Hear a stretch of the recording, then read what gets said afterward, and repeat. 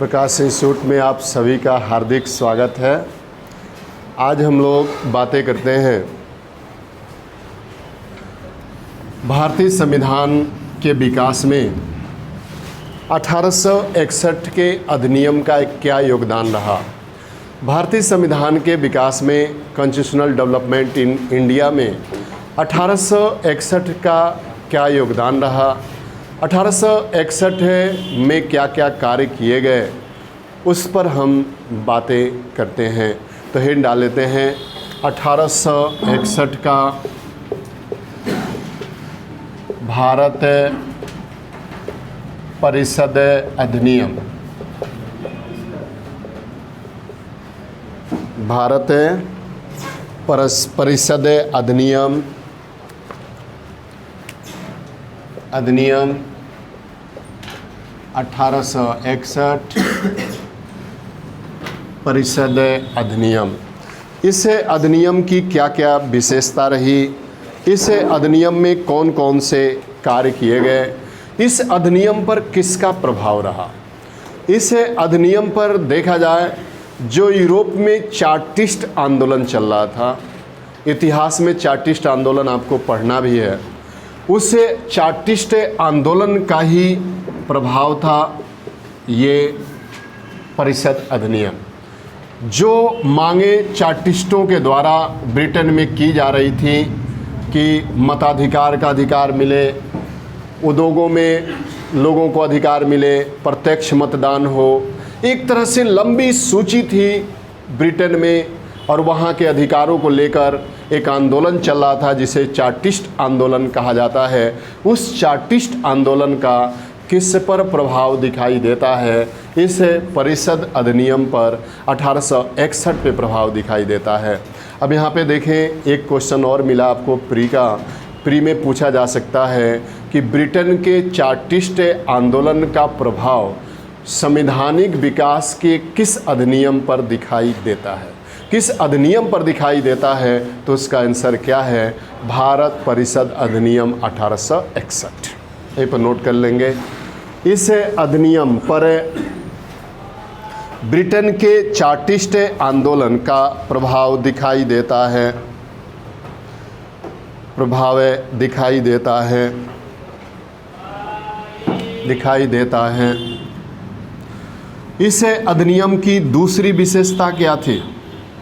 इस अधिनियम की दूसरी विशेषता थी कि अब भारत के गवर्नर जनरल तो वायसराय बन चुका था, तो भारत के वायसराय को विधायी कार्यों हेतु नए प्रांतों को गठन की मंजूरी मिल गई कि जो भी वायसराय है उसको विधायी कार्य करने हेतु, विधेयक लाने हेतु, कानून बनाने हेतु अगर ज़रूरत पड़ता है तो वो नए प्रांतों का सृजन कर सकता है, नए प्रांतों का गठन कर सकता है, नए प्रांतों का सृजन कर सकता है, नए प्रांतों का गठन कर सकता है।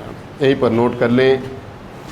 इस अधिनियम के तहत वायसराय को, इस अधिनियम के तहत वायसराय को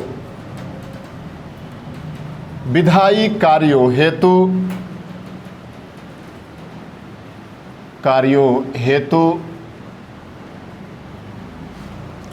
हेतु नए प्रांतों का निर्माण करने का अधिकार दे दिया गया। नए प्रांतों के निर्माण करने का अधिकार दे दिया गया।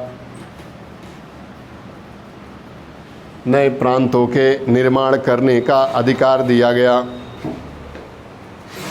उसके बाद उस प्रांत में, जो नए प्रांत गठित किए जा रहे हैं, उस प्रांत में गवर्नर और लेफ्टिनेंट गवर्नर, उपराज्यपाल जिसे एलजी कहा जाता है, जैसे दिल्ली में एलजी है, उसके बाद आपका एलजी कहाँ पे हैं, आपके जम्मू कश्मीर में हैं, लद्दाख में हैं, ये एलजी, इस एलजी को सृजित करने का अधिकार इसी समय दिया गया। इसी समय नए एलजी को नियुक्त करने का भी अधिकार दिया गया। और कौन नियुक्त कर सकता था? भारत का वायसराय। यहीं पर नोट कर ले। इसी समय प्रांतों में नए गवर्नर तथा लेफ्टिनेंट गवर्नर, उपराज्यपाल, लेफ्टिनेंट गवर्नर, गवर्नर तथा लेफ्टिनेंट गवर्नर की नियुक्ति करने का अधिकार दिया गया, नियुक्ति करने का अधिकार दिया गया।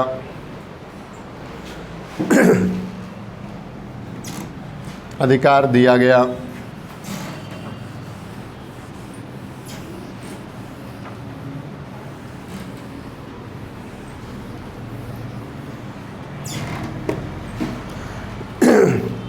आगे नोट कर लें, इस अधिनियम के तहत वायसराय को, इस अधिनियम के तहत वायसराय को यह अधिकार दिया गया कि, अधिकार दिया गया कि जब चाहे तब वह किसी क्षेत्र को विभाजित कर सकता है, जब चाहे तब वह किसी क्षेत्र को विभाजित कर सकता है, विभाजित कर सकता है तथा उसकी सीमा एवं नामों में परिवर्तन कर सकता है, उसके सीमा तथा नामों में परिवर्तन कर सकता है, नामों में परिवर्तन कर सकता है, नामों में परिवर्तन कर सकता है। आगे नोट कर लें, अगला पॉइंट है, केंद्रीय सरकार को सार्वजनिक ऋण, केंद्रीय सरकार को सार्वजनिक ऋण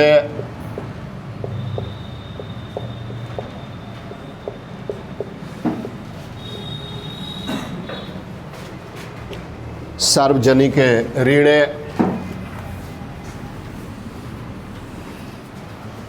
ऋण वित्त मुद्रा,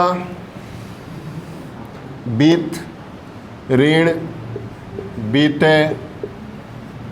मुद्रा, मुद्रा डाक एवं तारे,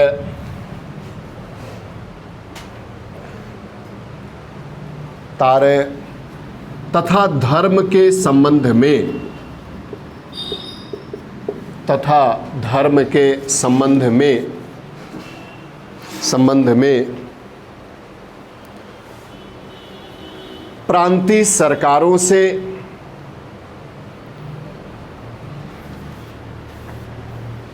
केंद्र सरकार को अधिक अधिकार दिया गया।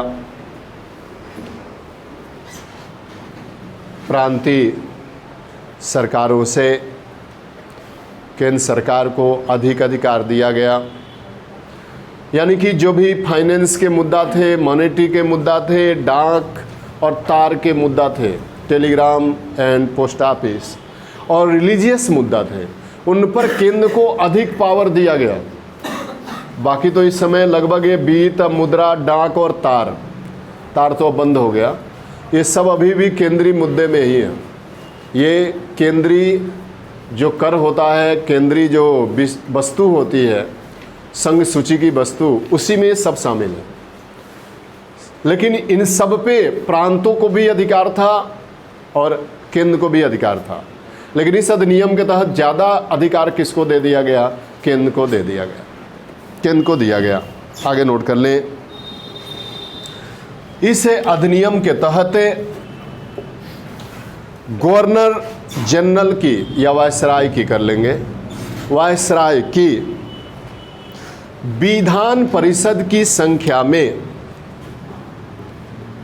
विधान परिषद की संख्या में, परिषद की संख्या में वृद्धि की गई, की संख्या में वृद्धि की गई, विधि की गई और इसमें यह भी निर्धारित कर दिया गया कि इस विधान परिषद की संख्या में अधिकतम कितने सदस्य हो सकते हैं और न्यूनतम कितने सदस्य हो सकते हैं। इस अधिनियम के तहत दोनों तय कर दिया गया। एक नोट कर लें, विधि की गई तथा इस परिषद में कम से कम 6 सदस्य, परिषद में कम से कम 6 सदस्य और अधिकतम 12 सदस्य रह सकते थे। अधिकतम 12 सदस्य रह सकते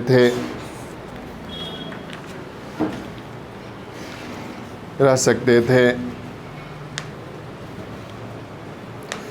अब यहाँ पे देखें, यहाँ पे एक सवाल है कि गवर्नर जनरल को अध्यादेश पारित करने का भी अधिकार दे दिया गया। ऑर्डिनेंस, जो आज ऑर्डिनेंस राष्ट्रपति जारी करता है और ऑर्डिनेंस से जारी करने का अधिकार किसे प्राप्त है? राज्यपाल को भी प्राप्त है और उपराज्यपाल को भी प्राप्त है। ठीक वो ऑर्डिनेंस इस समय जारी कर दिया गया और कह दिया गया कि वायसराय ऑर्डिनेंस जारी कर सकता है। ऑर्डिनेंस है क्या? अध्यादेश है क्या?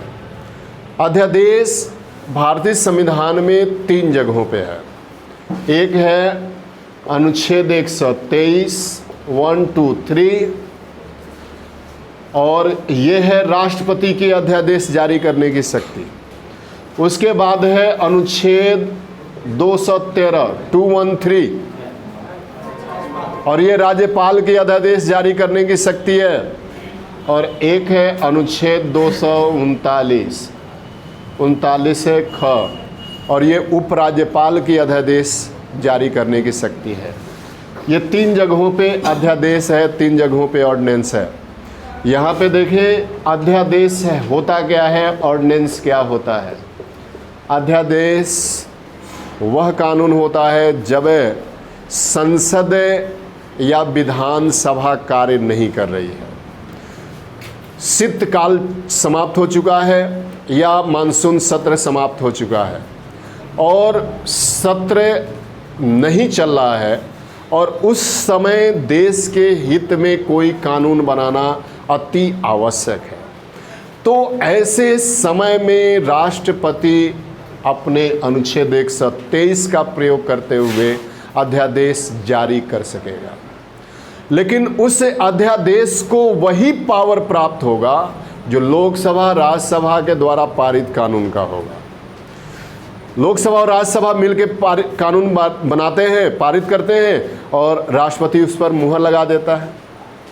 एक प्रक्रिया है, लेकिन एक प्रक्रिया है कि उसको देश के हित में देखते हुए राष्ट्रपति जारी कर देता है, लेकिन उसका एक लिमिटेशन है। लिमिटेशन ये है कि वो 6 माह तक ही प्रभावी रहेगा और जब संसद कार्य करने लगेगी, राज्यसभा और लोकसभा का जब ड्यूरेशन शुरू हो जाएगा, सत्र शुरू हो जाएगा, तो ऐसे समय में मात्र वह कितने दिनों तक कार्य कर सकेगा? 6 सप्ताह। वो प्रभावी कितने दिनों तक रहेगा? 6 सप्ताह तक। अगर संसद सत्र में नहीं है तो 6 माह तक, और जिस दिन से संसद सत्र में आया उस दिन से 6 सप्ताह या 42 दिन तक प्रभावी रहेगा। और 42 दिन के अंदर अगर संसद चाहती है कि ये कानून देश के हित में है, राष्ट्रपति के अध्यादेश को मंजूरी दे देना चाहिए, तो 42 दिन के अंदर या 6 सप्ताह के अंदर राज्यसभा और लोकसभा उस पर मंजूरी कर देंगे। अगर वो मंजूरी मिल गई तो मंजूरी मिल जाने के पश्चात वो देश के लिए हमेशा के लिए कानून बन जाएगा। अगर मंजूरी नहीं मिली तो किसी भी परिस्थिति में 42 दिन से 43वां दिन वो प्रभावी नहीं रहेगा। ये आर्टिकल 123 कहता है राष्ट्रपति के अध्यादेश के बारे में। वही अनुच्छेद 213 में राज्यपाल के बारे में कहा जाता है कि राज्य की विधानसभा सत्र में नहीं है, या जहाँ पे द्विसदनीय है विधानमंडल सत्र में नहीं है। तो उस समय राज्य के हित में कोई कानून बनाना अति आवश्यक है। तो उस समय राज्यपाल क्या करेगा, एक अध्यादेश जारी कर देगा, वो 6 महीना तक प्रभावी रहेगा। अगर विधानसभा सत्र में आ जाता है तो 6 सप्ताह या 42 दिन के अंदर उसको विधानसभा से मंजूरी मिलनी चाहिए। अगर विधानसभा से 6 सप्ताह या 42 दिन के अंदर मंजूरी नहीं मिलती है तो वह स्वतः लैप्स हो जाएगा, स्वतः निरस्त हो जाएगा। अगर वो मंजूरी मिल जाती है तो वह चिरकाल तक स्थापित हो जाएगा, वो कानून हो जाएगा। सेम बातें वही उपराज्यपाल के संदर्भ में भी कही गई है कि उपराज्यपाल भी अध्यादेश, ये किसके लिए कहा गया है, ये आपका कहा गया है ऑर्डिनेंस जारी करने के लिए, आपका जो पांडिचेरी है उसके लिए कहा गया है और दिल्ली के लिए कहा गया है, क्योंकि यही 2 जगहों पे विधानसभा है, 2 ही केंद्र शासित प्रदेश है जहाँ पे विधानसभा वर्तमान में है। अभी जम्मू कश्मीर में विधानसभा जनरेट नहीं हुआ है, पहले था जब वो राज्य था, लेकिन वहाँ पे जब से केंद्र शासित प्रदेश उसे बनाया गया है वहाँ का विधानसभा निलंबित, वो नया आप सृजित करना पड़ेगा, नया एक प्रस्ताव लाना पड़ेगा और संसद उसे क्या करेगी, नए तरीके से वहाँ पे विधानसभा को सृजित करेगी। अभी नया सृजन नहीं हुआ है, नया सृजन नहीं हुआ है। तो यहाँ पे है अध्यादेश जारी करने की शक्ति इसी समय दे दिया गया। यहीं पर नोट कर लेंगे स्टारना के। इस अधिनियम के द्वारा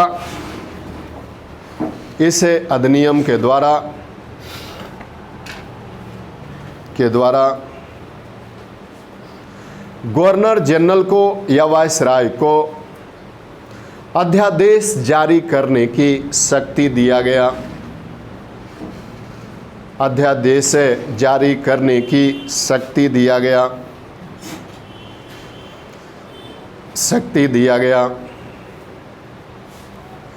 यह अध्यादेश विधान परिषद के द्वारा पारित कानून के समान होता था। यह अध्यादेश विधान परिषद के द्वारा पारित कानून के समान होता था, कानून के समान होता था।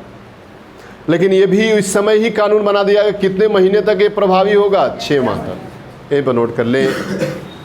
इस समय यह निर्धारित कर दिया गया कि यह 6 माह तक प्रभावी रहेगा, 6 माह तक प्रभावी रहेगा।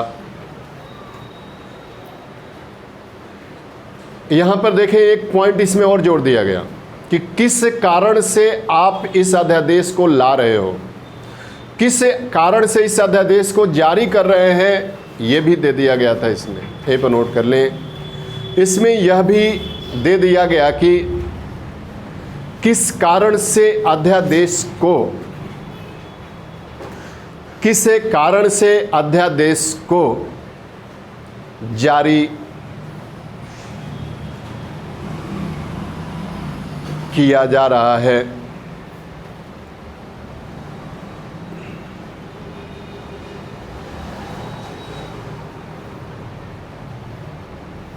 आगे नोट कर लें। अब यहाँ पे देखें, इस भारत परिषद अधिनियम के तहत देश में विकेंद्रीकरण की प्रक्रिया शुरू हुई। डिसेंट्रलाइजेशन। विकेंद्रीकरण का मतलब क्या होता है कि सत्ता एक जगह पर सेंट्रलाइज न हो, सत्ता अलग अलग लोगों के हाथों में हो, इसी को विकेंद्रीकरण कहा जाता है। जैसे भारत में विकेंद्रीकरण की प्रक्रिया है, जैसे भारत में केंद्र सरकार है, केंद्र सरकार में कई मंत्री हैं, उसी तरह राज्य सरकार है, राज्य सरकार में मुख्यमंत्री है और अन्य मंत्री होते हैं। उसके राज्यों को फिर किस में बांटा गया है? जिला में। जिला में कौन होता है? डीएम होता है। उसके बाद फिर तहसील, तहसील में एसडीएम है।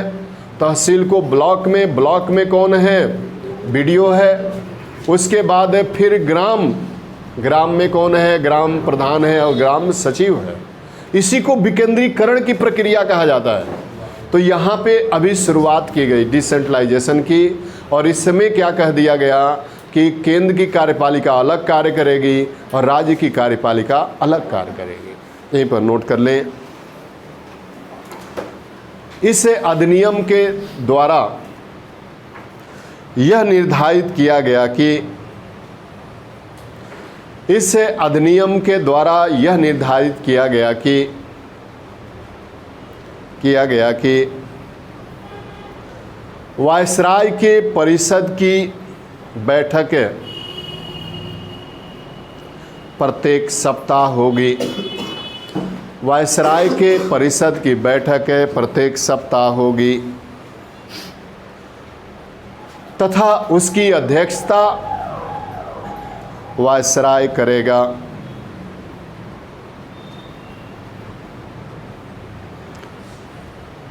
वायसराय करेगा। आगे नोट कर लें। इस अधिनियम के तहत ही प्रांतीय विधायिका और देश के शासन का विकेंद्रीकरण किया गया। देश के शासन का विकेंद्रीकरण किया गया। देश के शासन का विकेंद्रीकरण किया गया। अब यहाँ पे देखा जाए तो इसी अधिनियम के तहत ये कह दिया गया कि देश के कानून के लिए हाई कोर्ट होना चाहिए, और 3 हाई कोर्टों की स्थापना इसी समय 1861 में कर दी गई। 3 हाई कोर्टों की स्थापना 1861 में कर दी गई। सबसे पहला कौन सा हाई कोर्ट बना? कलकत्ता। दूसरा कौन बना? बम्बई। और तीसरा कौन बना? मद्रास। फार्मूला क्या है हाई कोर्टों का स्थापना का? सीबीएम हाई कोर्ट की स्थापना 1861 में कर दी गई। और चौथा high court Allahabad high court था। चौथा हाई कोर्ट इलाहाबाद 1865 में स्थापित हुआ। लेकिन इलाहाबाद हाई कोर्ट की जो शुरुआत हुई वो आगरा में हुई। आगरा में सबसे पहले 1865 में स्थापित हो गया, वहाँ कार्य करने लगा। फिर वहाँ से 1 साल के बाद शिफ्ट करके 1866 में कहाँ पे स्थापित कर दिया गया? इलाहाबाद में स्थापित कर दिया गया। इसलिए हाई कोर्ट के इलाहाबाद के हाई कोर्ट के बिल्डिंग पे देखेंगे तो लिखा मिलेगा 1866। 1866 से स्थापित हुआ ये हाई कोर्ट, और ये एशिया का सबसे बड़ा हाई कोर्ट है। इलाहाबाद हाई कोर्ट एशिया का सबसे बड़ा हाई कोर्ट है, और दूसरा नंबर दुनिया का सबसे ज़्यादा पेंडिंग मामले इलाहाबाद हाई कोर्ट में। और हाई कोर्ट में जो जजों की संख्या होती है वो पेंडिंग मामलों पे निर्भर करती है, पेंडिंग मामलों पर निर्भर करती है। इसीलिए इलाहाबाद हाई कोर्ट में सबसे ज़्यादा जज भी हैं। 161 जज कहाँ पे हैं? आपके इलाहाबाद हाई कोर्ट में।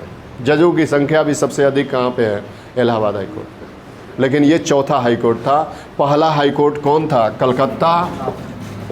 फार्मूला हमने दिया सी। दूसरा है बम्बई, जिसे आज मुंबई कहते हैं, और तीसरा कौन था? मद्रास, चेन्नई। तो अब इस तरह 3 हाई कोर्टों की स्थापना इसी समय की जाती है। एक बार नोट कर लें। इसी अधिनियम के तहत कलकत्ता, बम्बई और मद्रास 3 हाई कोर्टों की स्थापना की गई। 3 हाई कोर्टों की स्थापना की गई। कलकत्ता, बॉम्बे और मद्रास 3 हाई कोर्टों की स्थापना की गई।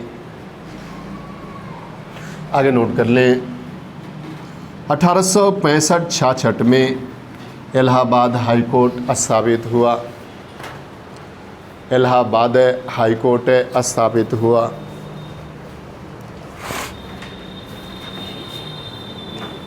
1865-66 में इलाहाबाद हाई कोर्ट स्थापित हुआ।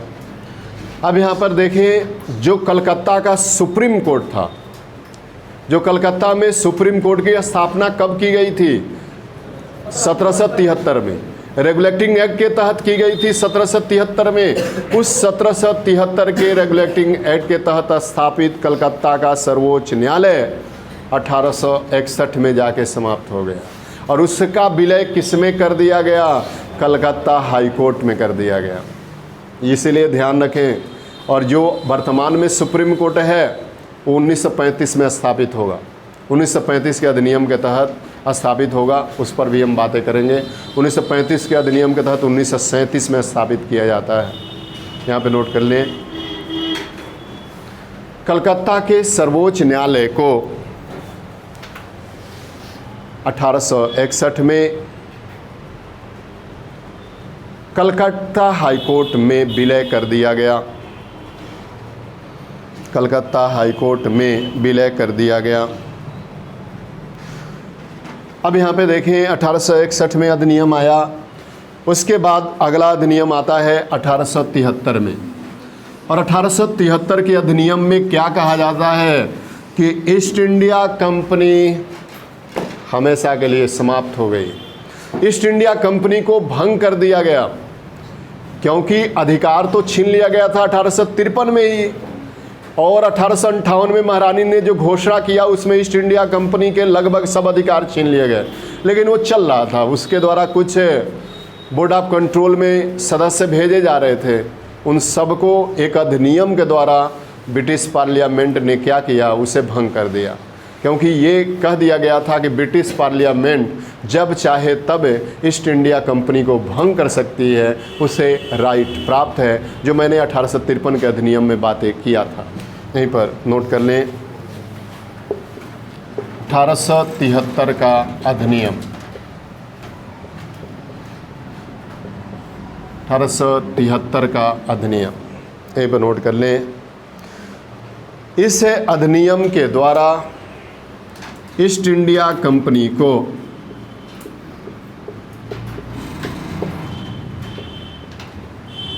ईस्ट इंडिया कंपनी को 1 जनवरी 1874 को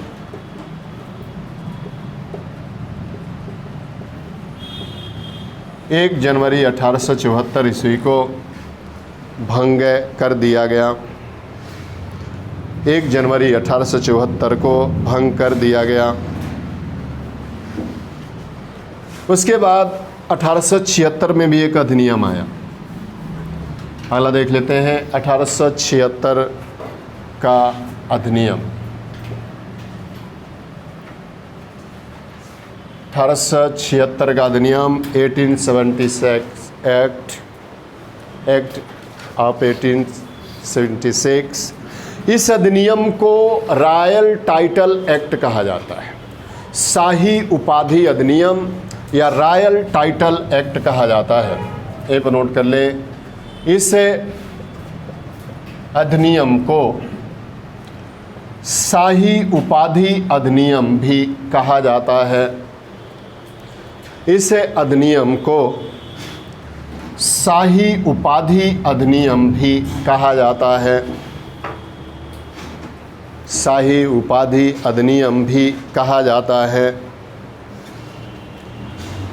आगे नोट कर लें, इसके अंतर्गत ही महारानी विक्टोरिया को,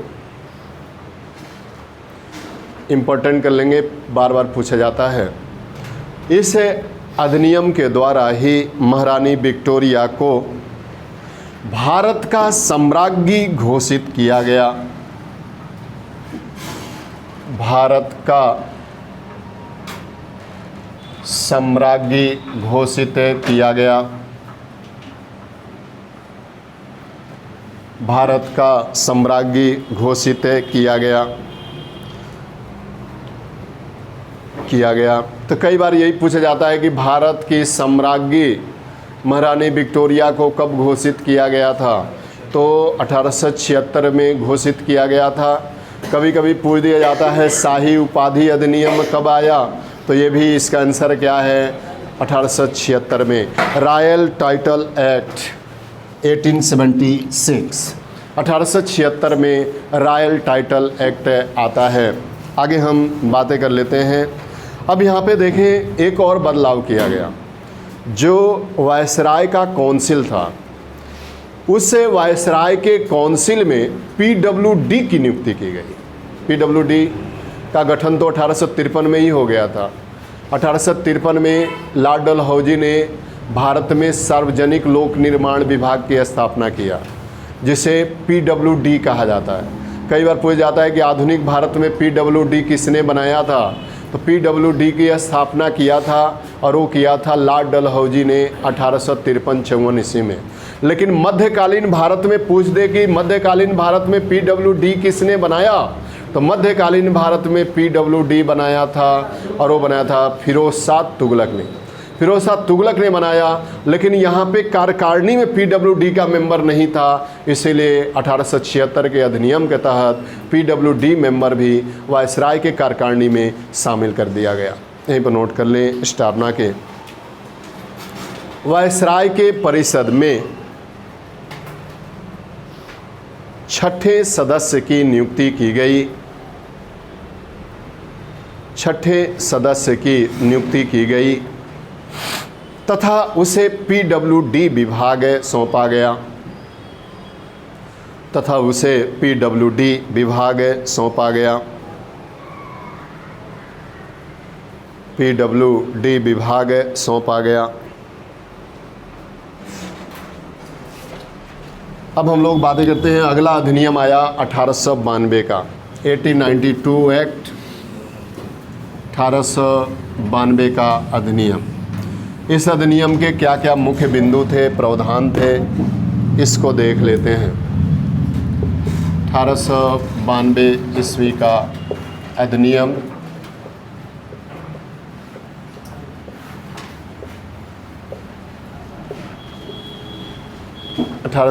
ईस्वी का अधिनियम, यहीं पर नोट कर ले। पहला पॉइंट, इस अधिनियम के द्वारा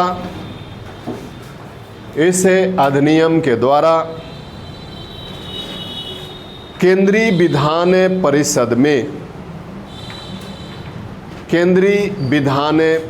में अतिरिक्त सदस्यों की संख्या में वृद्धि की गई। अतिरिक्त सदस्यों की संख्या में वृद्धि की गई तथा उसमें कम से कम 8 अतिरिक्त सदस्यों की संख्या में वृद्धि की गई। Additional member of central legislative assembly, केंद्रीय विधान परिषद में अतिरिक्त सदस्यों की संख्या में वृद्धि की गई तथा इसमें कम से कम 10 और अधिक से अधिक 16 सदस्यों की संख्या नियत की गई। अधिक से अधिक 16 सदस्यों की संख्या नियत की गई। अब यहाँ पे देखें, इस अधिनियम में ये भी कह दिया गया कि कोई भी सदस्य जब बजट पे बहस चल रहा हो तो उसे प्रश्न पूछने का अधिकार नहीं है। प्रश्न पूछने का अधिकार नहीं है, लेकिन बजट पर बहस करने का अधिकार है उसे। अगर बजट पे कोई संतुष्ट नहीं है तो उस पर व्याख्या दे सकता है, बजट पे बहस कर सकता है, उसे बहस करने का अधिकार प्राप्त है। अब यही मांग हो रही थी यहाँ पे जो केंद्रीय विधान परिषद था कि आप हमें मतदान करने का भी अधिकार दीजिए। जैसे बहस करने का अधिकार दिए हैं, अगर हम संतुष्ट नहीं हैं उस बजट से या किसी विधेयक पर तो हम उस पर वोट डाल सकें, मतदान कर सकें। मेंबर ये मांग कर रहे थे लेकिन सरकार ने नहीं दिया। और इस मतदान करने के अधिकार को कब दे दिया? मतदान करने के अधिकार को 1909 के अधिनियम में दे दिया। यहीं पर नोट कर ले स्टारना के। इस अधिनियम के तहत विधान परिषद के सदस्यों को विधान परिषद के सदस्यों को सार्वजनिक हित के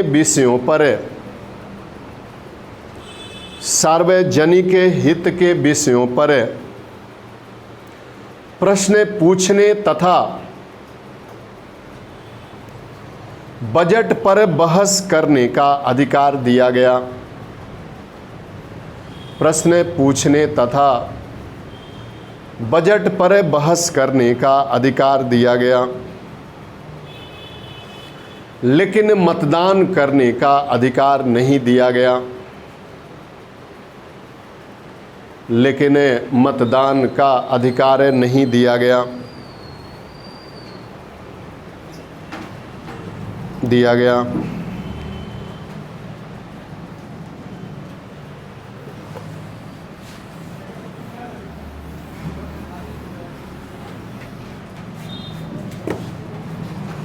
आगे है भारत सरकार अधिनियम 1909।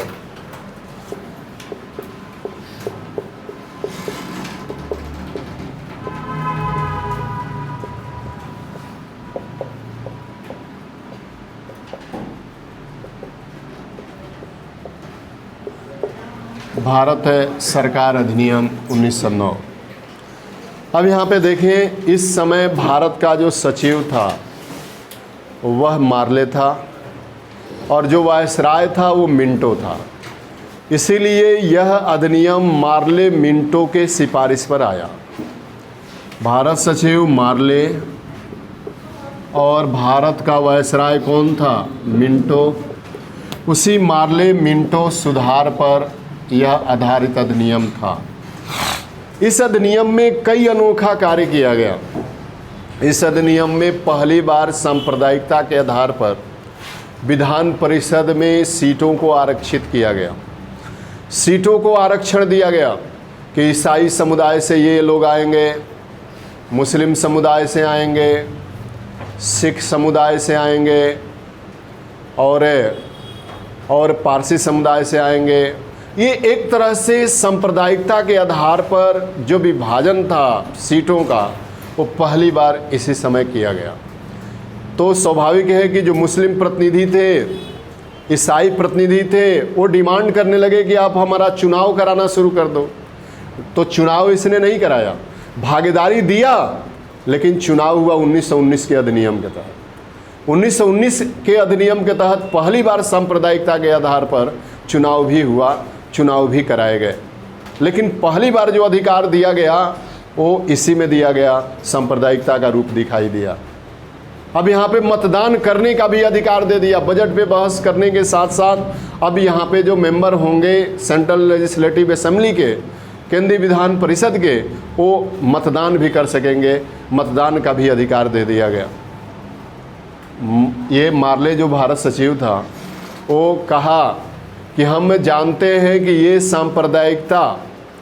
सांप्रदायिकता के आधार पे जो विभाजन हो रहा है वो बांटो और राज करो की नीति का एक हिस्सा होगा, लेकिन हम नहीं जानते कि ये भारत को डसेगा कि हमें डसेगा।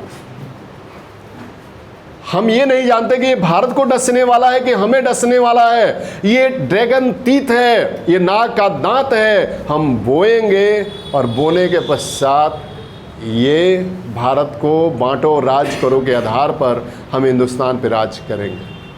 तो एक सवाल और भी है कि बांटो और राज करो का प्रभाव किस अधिनियम पर दिखाई देता है? तो इसका आंसर क्या है? 1909। यही पर नोट कर ले, स्टारना के 1909। यह अधिनियम भारत सचिव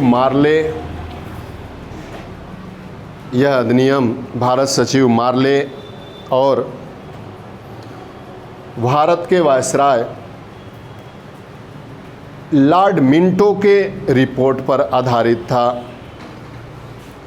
लॉर्ड मिंटो के रिपोर्ट पर आधारित था।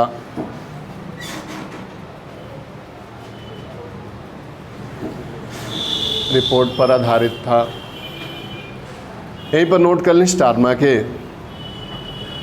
इस अधिनियम के बारे में मार्ले ने कहा था कि,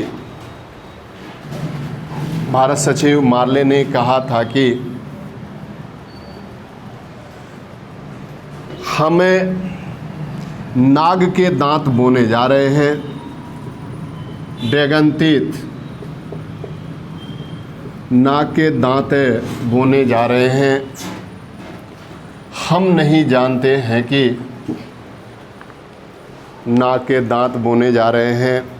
हम नहीं जानते हैं कि यह हमें डसेगा या हमें डसेगा या भारत को डसेगा। हमें डसेगा या भारत को डसेगा। यहीं पर नोट कर लें। स्टार बना के इस अधिनियम पर बांटो और राज करो का प्रभाव दिखाई देता है। इस अधिनियम पर बांटो और राज करो का प्रभाव दिखाई देता है।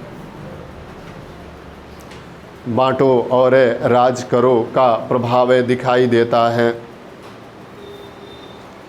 प्रभाव दिखाई देता है। दूसरा पॉइंट नोट कर लें। अब इसके तहत क्या कर दिया गया, जो केंद्रीय विधान परिषद था उसमें सदस्यों की संख्या में वृद्धि किया गया और 16 से बढ़ा के कितना कर दिया गया, 60। ये नोट कर लें। इस अधिनियम के तहत केंद्रीय विधान परिषद में सदस्यों की संख्या बढ़ाकर 60 कर दिया गया। सदस्यों की संख्या बढ़ाकर 60 कर दिया गया।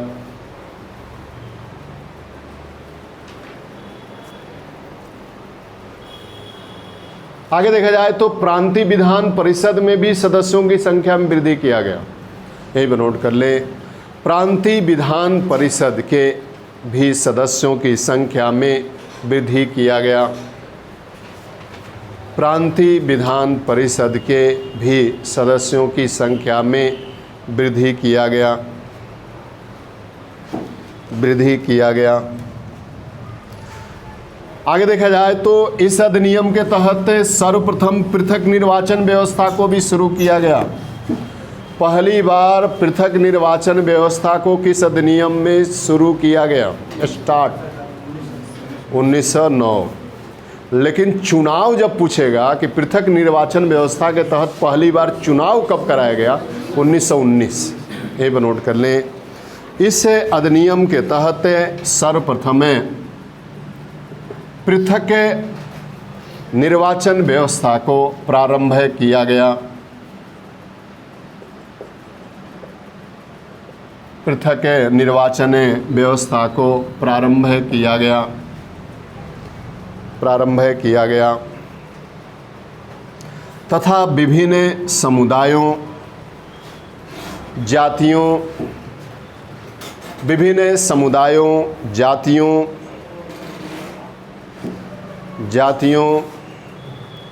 एवं धार्मिक वर्गों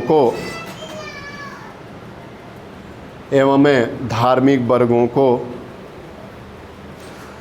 विधान परिषद में प्रतिनिधित्व दिया गया। विधान परिषद में प्रतिनिधित्व दिया गया। प्रतिनिधित्व दिया गया। आगे नोट कर लें स्टार बना के। अगला है और वो है विधान परिषद के कार्यों में वृद्धि की गई। विधान परिषद के कार्यों में वृद्धि की गई तथा बजट पर मतदान करने का भी अधिकार दिया गया। तथा बजट पर मतदान करने का भी अधिकार दिया गया। अधिकार दिया गया। अब यहाँ पे देखें, विधान परिषद में किसी विषय पे चर्चा चल रहा है, तो किसी विषय पे चर्चा चल रहा है तो प्रश्न तो पहले पूछा जाता था। एक बार प्रश्न पूछ लिया गया कि मैं जानना चाहता हूँ कि कृषि के लिए आपने क्या क्या सरकार ने इस समय किया है। अब वो प्रश्न दे देता, जवाब देता था, जो भी कृषि मंत्री रहता था वो जवाब दे देता था। लेकिन उसमें अगर उससे कोई संतुष्ट नहीं है सदस्य, फिर भी उसे प्रश्न पूछने का अधिकार नहीं था। लेकिन इसमें पूरक प्रश्न भी, अनुपूरक प्रश्न भी, कम्प्लीमेंट्री क्वेश्चन आस्किंग करने का भी अधिकार दिया गया। यहाँ पे पूरक प्रश्न पूछने का भी अधिकार दिया गया। यहीं पर नोट कर ले। इस अधिनियम के तहत विधान परिषद में विस्तृत जानकारी हेतु पूरक प्रश्न पूछने का भी अधिकार दिया गया। पूरक प्रश्न पूछने का भी अधिकार दिया गया। पूछने का अधिकार दिया गया।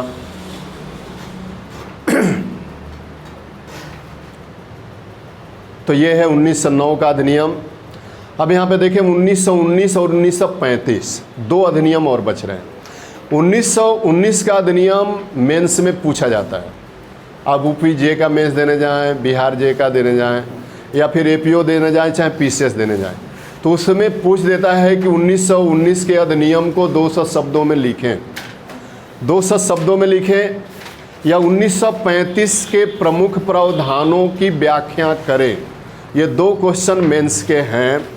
तो अधिनियम और इसको हम नेक्स्ट देखेंगे, अगले वीडियो में देखेंगे, और हम बातें करेंगे 1919 के अधिनियम को। कल देखते हैं। इस वीडियो को लाइक करें, सब्सक्राइब करें और शेयर करें। थैंक यू, धन्यवाद।